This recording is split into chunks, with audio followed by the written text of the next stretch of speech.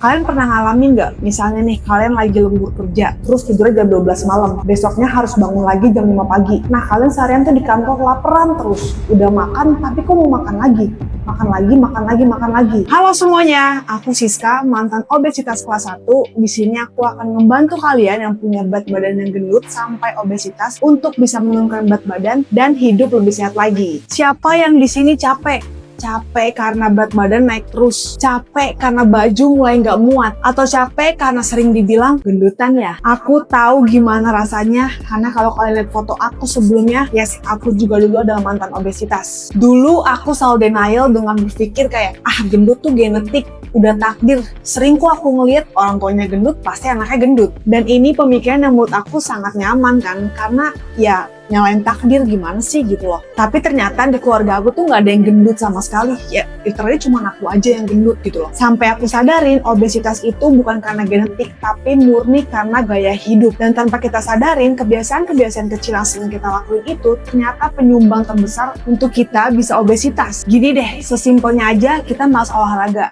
Atau kita setiap harinya itu selalu nyemil 1 ciki. Bayangin dalam setahun 365 hari, kita selalu ngelakuin hal yang sama itu berkali-kali. Tanpa sadar, kalori kecil itu terus menumpuk di badan kita. Coba bayangin, udah berapa banyak lemak sama gula yang udah numpuk di badan kita. Karena obesitas ini akar masalahnya di gaya hidup, makanya di video kali ini, aku mau kasih tahu 5 kebiasaan simple yang sering aku lakuin supaya kalian bisa terbebas juga dari obesitas kayak aku, atau ya seenggaknya kalian terhindar dari obesitas. Yang pertama, belajar baca isi makanan. Hal pertama yang aku lakuin dan menurut aku ini tuh paling penting banget adalah aku bakal berhenti makan tanpa tahu apa yang aku makan. Maksudnya sebelum aku makan tuh aku udah tahu ini kalorinya berapa, gulanya berapa, garamnya berapa, dan lemaknya itu ada berapa. Nah, contohnya keripik ubi ini.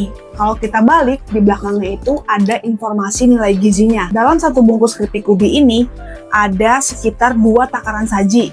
Per takaran sajinya itu 25 gram, mengandung 130 kalori, 2 gram gula, sama 140 mg garam. Jadi kalau kalian makan 1 bungkus ini, totalnya itu kalian udah makan sekitar 260 kalori, 4 gram gula, sama 280 mg garam. 260 kalori kurang lebih ya 200 gram nasi putih. Tapi bedanya kalau kalian makan nasi 200 gram itu kan pasti bakal kenyang banget. Nah kalau kalian cuma makan 1 bungkus keripik ubi ini ya nggak bakal kenyang sama sekali. Nah gunanya apa sih repot-repot baca informasi nilai gizi kayak gini? Dari kita paham ngebaca informasi nilai gizi ini, kita jadi tahu mana aja nih makanan-makanan yang mungkin bakal jadi jebakan kalori dalam sehari kita makan. Jadi kita nggak akan kelebihan kalori tanpa kita sadari. Karena sebenarnya makan-makan kecil kayak gini tuh bisa bikin kita kelebihan kalori sekitar 300-500 kalori, tapi nggak bikin kita kenyang sama sekali. Coba deh kalian kaliin 300 kalori dikaliin 30 hari, udah 9.000 kalori kalian kelebihan dalam 1 bulan. Nah dari cara ini tuh cara paling efektif untuk mencegah penumpukan lemak yang berujung obesitas. Karena pencegahan obesitas itu bergantung banget sama keseimbangan kalori yang masuk dan kalori yang keluar. Ingat, ibaratnya nih badan kita tuh kayak rekening bank. Kalau saldo yang masuk lebih banyak dibandingin saldo yang keluar, pasti tabungannya numpuk dong. Sama, kalau kita makan lebih banyak daripada kalori yang kita keluarin,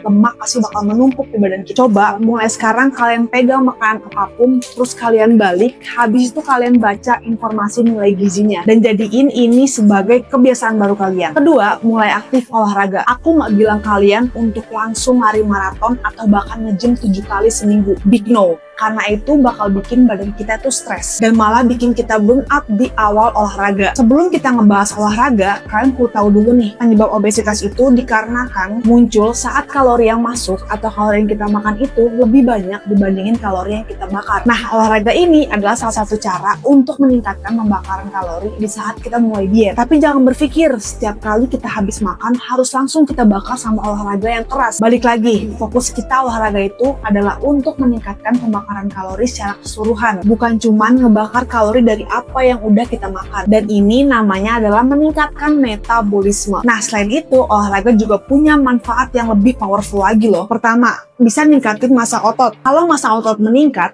pembakaran kalori bakalan lebih banyak meskipun kita lagi nggak olahraga sama sekali. Itu karena otot tuh boros energi. Jadi dengan kita punya massa otot yang tinggi, kita bisa makan lebih banyak tanpa takut berat badan naik. Nah, yang kedua ini bisa mengurangi lemak visceral. Nah, lemak ini tuh lemak yang melilit di bagian organ dalam, atau yang sering kita dengar tuh lemak yang menumpuk di bagian perut, dan pasti bahaya banget buat kesehatan jantung loh. Nah, kalau kita olahraga, kita itu bisa mengurangi lemak visceral ini secara bertahap. Ingat ya, olahraga itu bukan cuma soal memperbaiki penampilan, tapi juga untuk kesehatan. Yang ketiga, bisa mengontrol nafsu makan. Beberapa olahraga kayak yang aku jalanin itu, angkat beban sama long run, bisa membantu mengontrol hormon lapar dan juga hormon kenyang. Dan ini penting banget, karena kita sering lapar, sebenarnya tuh bukan karena memang lapar beneran, tapi karena hormon ini nggak seimbang. Buat yang obesitas, mungkin berat banget buat mulai olahraga. Makanya nggak perlu langsung yang berat atau dalam waktu yang lama. Nggak usah langsung mikirin lari, tapi bisa mulai dengan jalan santai dulu secara konsisten, atau lakuin olahraga yang kamu suka. Kamu suka senam, lakuin. Kamu suka berenang, lakuin. Kamu suka sepeda juga lakuin. Untuk lamanya waktu bisa mulai dari 30 menit dulu. Nah, kalau kamu mulai kuat olahraga 30 menit nonstop, coba mulai kamu tingkatin waktunya.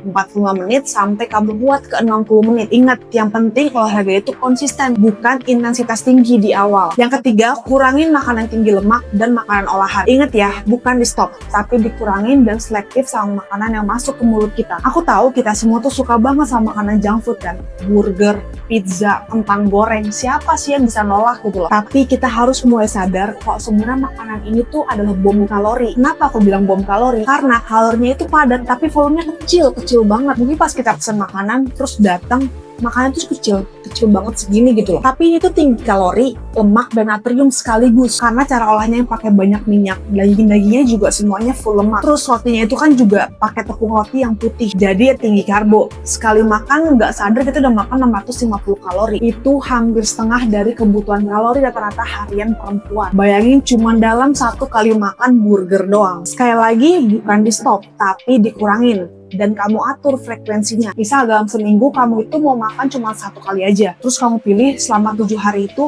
mana hari yang kamu banget pengen makan itu. Misalnya sebagai self reward, kamu mau makan 1 burger di hari Minggu. Ya nggak apa-apa, dengan catatan di hari Minggu itu 80% makanannya kamu harus sehat. Jadi dalam sehari makanan tinggi kalorinya cuma 1 burger itu aja. Makan pagi sama sorenya tetap sehat dan fokus nutrisi pastinya. Kenapa lebih baik dikurangin daripada di stop? Karena kalau kita benar-benar nge-stop semua jenis makanan tinggi kalori, rasa kemauan kita untuk makan makanan itu jadi tinggi banget. Dan waktu ada kesempatan untuk bisa makan itu, kita pasti bakalan kalah. Kita pasti nggak bakal berhenti untuk mau makan itu terus. Jadi lebih baik diatur aja frekuensinya daripada di stop sama sekali. Nah, coba kalian pikir deh, kira-kira mana lebih realistis? Di stop atau dikurangin? Coba komen di bawah ya. Yang keempat, minum air putih dibanding minum minuman manis. Ini sering jadi silent killer dan jadi penyebab terbesar obesitas, yaitu minuman manis. Coba kamu bayangin deh, 1 gelas minuman manis favorit kamu itu kalorinya setara sama 1 piring nasi. Bedanya, kalau kamu minum minuman manis, kamu nggak akan merasa kenyang sama sekali. Tapi kalau makan nasi 1 piring, jelas kenyang kan? Nah, kenapa kok bisa gitu? Padahal kan kalorinya sama aja. Jawabannya ada di cara badan kita memproses minuman manis itu. Badan kita itu nggak bisa memproses cairan yang masuk, kayak soda atau teh manis kemasan, seefektif kalori yang masuk dari makanan yang padat, kayak nasi atau dada ayam. Karena kalori dari cairan itu cepet banget diserap dibanding kalori yang padat. Nah, kalori ini sering banget kita dengar adalah kalori kosong yang tinggi gula. Dan bedanya lagi, minuman manis ini nggak ada serat atau protein yang bisa bikin kenyang lebih lama. Nah, akhirnya waktu kita minum minuman manis, otomatis gula ini bakal disimpan sama badan kita sebagai lemak. Nah, penyimpanan ini lebih cepat karena badan kita itu nggak bakal bekerja keras untuk memproses serat atau protein. Ya karena di minuman manis itu nggak ada serat sama protein. Bukan cuma itu, minuman manis yang sering kita temuin di minimarket itu juga sering mengandung pengawet dan juga pemanis buatan yang udah jelas nggak akan bagus untuk kesehatan kita dalam jangka yang panjang. Bahkan jus kemasan aja yang sering kita lihat itu tuh udah dikasih pemanis tambahan lagi dengan jumlah yang lebih tinggi.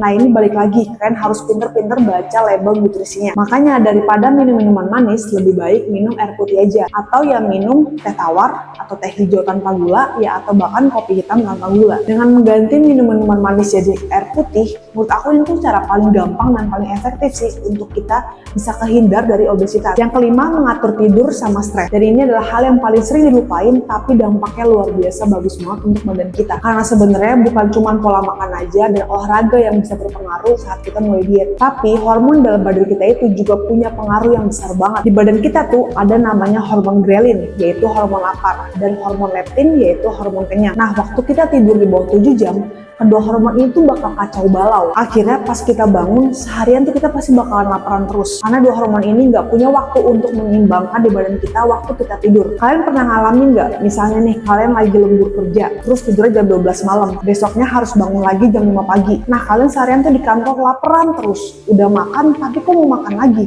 Makan lagi. Bahkan udah minum air putih juga tetap gak kenyang-kenyang. Ya karena hormon ghrelin sama hormon leptinnya ini nggak punya waktu untuk menyeimbangkan dengan maksimal di badan kita waktu kita tidur. Coba deh mulai tidur minimal 7 jam sampai 9 jam dalam sehari. Dan tidurnya juga nggak boleh dirapel ya. Nggak boleh tidur malam 5 jam, tidur siang 2 jam. Gak gitu, karena tidur malam itu tetap yang paling berkualitas dibandingin tidur siang. Bukan cuma ngatur tidur, tapi ngatur stres itu juga penting banget. Saat kita stres bisa memicu namanya hormon kortisol. Hormon ini adalah hormon steroid yang diproduksi oleh kelenjar adrenal di atas ginjal. Hormon ini membantu badan kita untuk merespon stres dengan meningkatkan kadar gula darah sebagai cara badan kita untuk menyediakan energi dengan darurat. Waktu hormon kortisol ini meningkat, kita bisa ngerasain peningkatan nafsu makan. Ya karena ini adalah salah satu cara badan kita untuk merespon hormon stresnya itu. Pernah dong kalian ngalamin stres karena tekanan kerja atau stres karena putus cinta, terus nafsu makan kalian tuh bener-bener meningkat banget gitu. Nah, kalau kita nggak bisa ngatur stresnya ini dan tetap tenang, itu bakal ngasih sinyal kayak kamu lapar terus, padahal nggak sama sekali. Itu cuma respon dari badan kita aja karena kita lagi stres. Makanya penting banget buat kita bisa ngatur stres ini. Terus gimana caranya biar bisa ngatur stres? Coba cari kegiatan yang bisa tenangin atau ngurangin stresnya itu. Kayak kalian bisa jalan kaki, atau bisa ngelakuin hobi kalian yang kalian mau, atau ya kalian bisa sesimpel cuman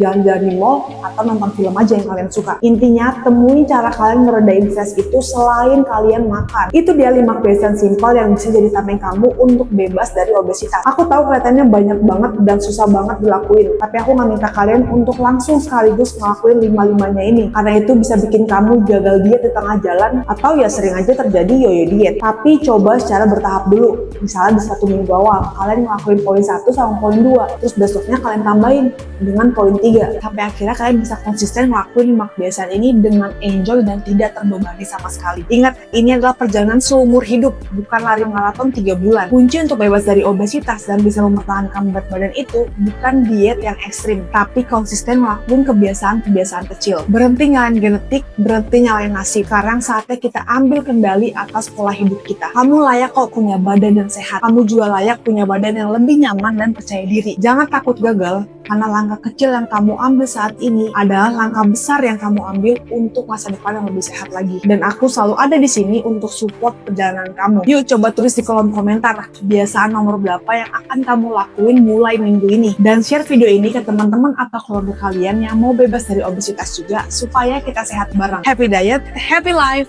Bye-bye.